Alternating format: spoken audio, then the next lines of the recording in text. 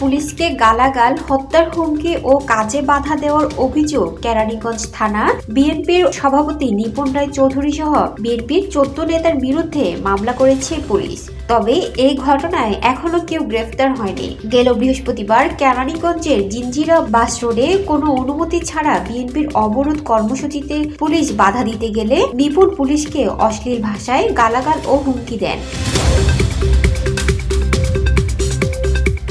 Keraniganj model থানার officer in charge Abdus Salam মিয়া বলেন, বিএনপির অনুমতি ছাড়া জিঞ্জিরা বাস রোড রাস্তা অবরোধ করে মিছিল করছিল। এ সময় পুলিশ তাদের রাস্তা থেকে সরে যেতে বললে বিএনপির নেতাকর্মীরা পুলিশের উপর ইট পাটকেল নিক্ষেপ করেন। এক পর্যায়ে বিএনপি নেত্রী নিপুণ রায় চৌধুরী পুলিশকে হত্যার হুমকি সহ গালাগাল করেন এবং পুলিশের কাজে বাধা দেন। নিপুণের গালাগালের কিছু ভিডিও সামাজিক মাধ্যমে প্রচার হলে ভাইরাল হয়। এইসব ভিডিওতে শুধু গালাগাল নয়, পুলিশকে হত্যার হুমকি দিতেও দেখা গেছে।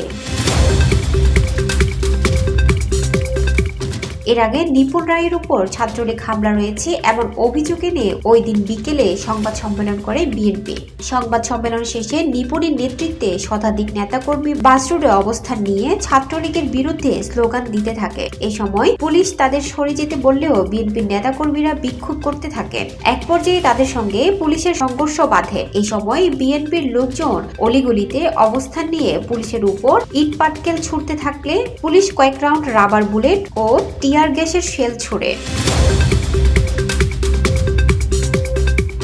নিপুণের অভিযোগ, কোন্ডা ইউনিয়নে এক বিএনপি নেতার অসুস্থ মাকে দেখতে যাওয়ার সময় ছাত্রলীগের নেতাকর্মীরা তার উপর হামলা করে। এ ঘটনায় জিঞ্জিরায় বিএনপির দলীয় কার্যালয়ে সংবাদ সম্মেলন করি। সেখান থেকে বেরিয়ে যাওয়ার সময় পুলিশ আমাদের নেতাকর্মীদের পেছন থেকে লাঠিপেটা করে। এতে আমাদের বেশ কয়েকজন নেতাকর্মী আহত হন। কেরানীগঞ্জ সার্কেল শাহাবুদ্দিন কবির জানান, কিছু না জানিয়ে বিএনপির নেতাকর্মীরা জিঞ্জিরা বাস রোডে অবস্থান নিয়ে রাস্তা বন্ধ করে দেন। পুলিশ রাস্তা থেকে সরাতে চাইলে বিএনপির নেতাকর্মীরা পুলিশের উপর ইট পাটকেল ছোড়েন। পরে পুলিশ যথেষ্ট ধৈর্যের পরিচয় দিয়ে সেখান থেকে তাদের সরিয়ে রাস্তা চলাচলের জন্য উন্মুক্ত করে দেয়।